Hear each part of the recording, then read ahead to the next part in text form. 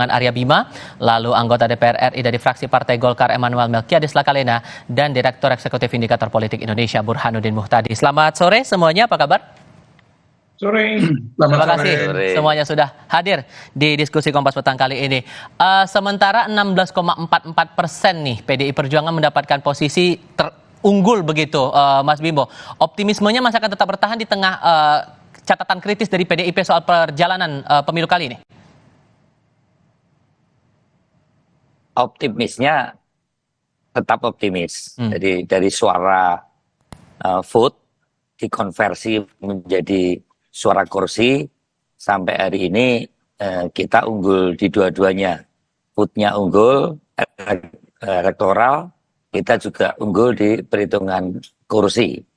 Dan saya kira teman-teman DPR periode 2024-2029 sudah sepakat bahwa siapapun yang nanti akan duduk sebagai ketua DPR dan pimpinan DPR secara berjenjang berurutan adalah perolehan suara kursi terbanyak, berurutan suara kedua, ketiga, keempat, dan kelima.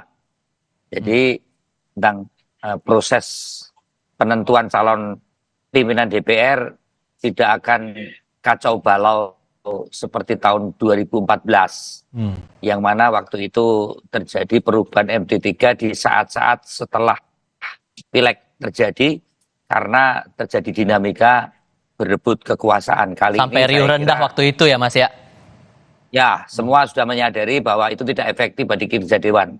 Apalagi kalau dengan Golkar dan PDI itu tahu persis kapan mengedepankan kepentingan bangsa, negara dan rakyat, kapan harus berkontestasi untuk memperoleh dukungan elektoral. Saya kira itu. Tapi dengan selisih suara yang tidak sampai 1,5% kalau dari suara sementara ya, Golkar 15,09%, itu nggak takut disalip nanti nih Mas? Ketakutan pertamanya ada. Kita tetap mencermati perubahan-perubahan sejak waktu itu ya, kita berpositif thinking, tapi bukan hal tidak tahu hal yang negatif. Bagaimana perhitungan berjenjang dan bagaimana perhitungan KPU dari perhitungan yang pernah dihentikan, itu kita juga pernah sedikit curiga. Nah, tapi kita mempunyai saksi yang betul-betul mengawal suara elektoral, terutama untuk RI ini secara berjenjang maupun C1 yang kita kumpulkan secara lengkap. Jadi menurut saya itu tetap akan terus dihitung di internal kami, dan kita juga siap-siap. Tapi melihat kecenderungan sekarang sudah pada tahapan perhitungan di kabupaten kota, biasanya kan perhitungan itu justru terjadi kecurangan di perhitungan di tingkat TPS dan KPPS. Hari ini hampir menyeluruh KPPS selesai, dan kalau secara perhitungan kami tetap unggul dari aspek perolehan suara maupun perolehan kursi.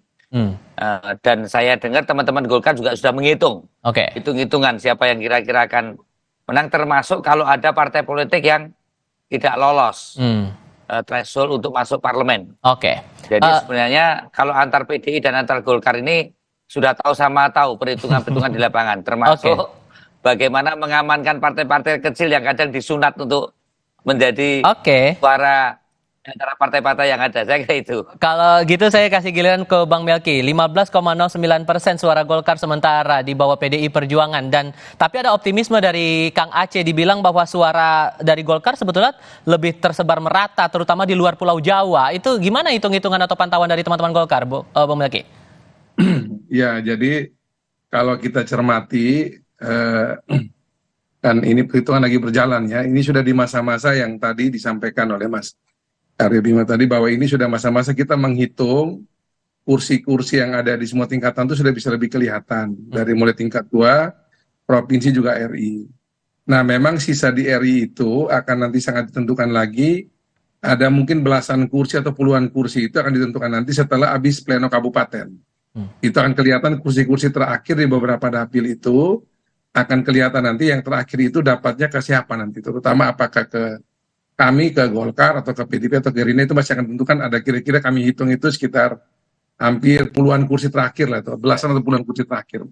Nah, jadi kalau kita cermati perhitungan yang berkembang sekarang ini, memang angka yang dimiliki oleh Partai Golkar itu kurang lebih sekitar 102 kursi plus minus ya di situ, dan masih tadi yang saya katakan masih menyisakan ada kurang lebih belasan sampai puluhan kursi yang itu akan nanti ditentukan oleh hasil pleno perhitungan suara tingkat kabupaten yang lagi sementara dilakukan saat ini. Oke. Nah, tapi prinsipnya begini, pengalaman kami itu waktu 2019 itu kan secara suara Partai Golkar kalah sama Gerindra.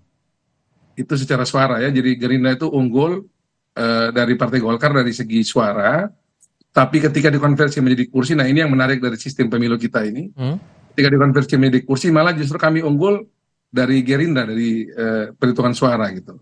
Sehingga ada Nah, kami optimisme tidak- begitu kami tidak dengan mau- selisih tidak suara mau- yang kurang dari 1,5% untuk sementara begitu bisa menyusul suara PDI Perjuangan Golkar ini ya?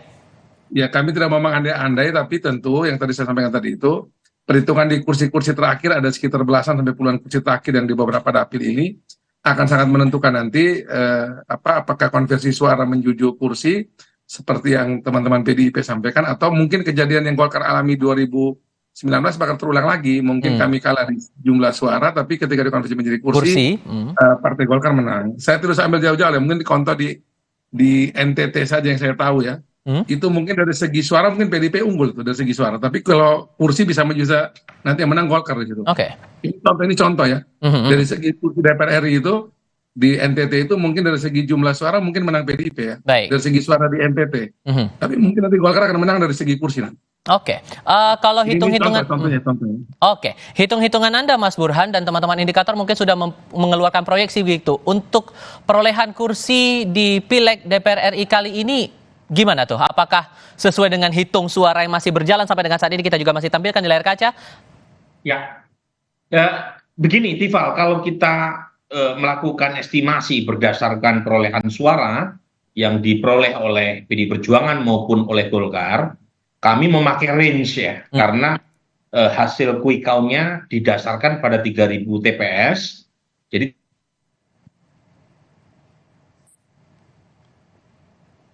Mas Burhan? Perjuangan 100 sampai 116 kursi. Oke, Mas Burhan sempat ada delay tadi Halo? sedikit, boleh diulang lagi? Ya, jadi kami melakukan prediksi berdasarkan quick count tingkat nasional. 3.000 TPS dengan sampel suara sah 520.000 sekian. Nah, dari hasil analisis kami, itu PDI Perjuangan itu range kursinya 100 sampai 116. Sementara Golkar 94 sampai 109 kursi. Jadi memang ada irisan tuh. Secara absolut potensi PDI Perjuangan untuk mendapatkan kursi lebih banyak ketimbang Golkar lebih punya potensi. Tetapi Golkar juga masih punya potensi untuk menyalip di tikungan karena ada irisan tertinggi atau upper estimate kami untuk kursi Golkar adalah 109. Nah, ini asumsinya tidak ada partai politik baru yang lolos PT di luar dari PAN yang potensi lolos PT-nya lebih besar ya ketimbang misalnya P3 atau PSI. Kalau misalnya P3 atau PSI lolos PT, dan itu sebenarnya unlikely ya, terutama buat PSI ya, menurut quick count kami. Tetapi kalau misalnya PSI masuk lolos PT 4%, itu yang dirugikan adalah PDI Perjuangan. Ada potensi kursi PDI Perjuangan turun kalau PSI lolos. Karena ada banyak irisan kursi yang diperebutkan antara PDI Perjuangan dengan PSI. Nah itu kira-kira. Jadi range-nya segitu, kita tidak tahu siapa yang unggul karena ada overlap. Itu range untuk perolehan kursinya. Tapi bagaimana memproyeksikan dinamika untuk perebutan kursi ketua DPR RI-nya ke depan dengan dinamika politik yang kita baca saat ini? Apakah akan terbilang panas atau justru akan ada momen-momen unik yang mungkin bisa kita tunggu nanti? Tapi jawabnya nanti ya, Mas Burhan. Kita akan lanjutkan diskusi di segmen berikutnya usai jeda berikut ini.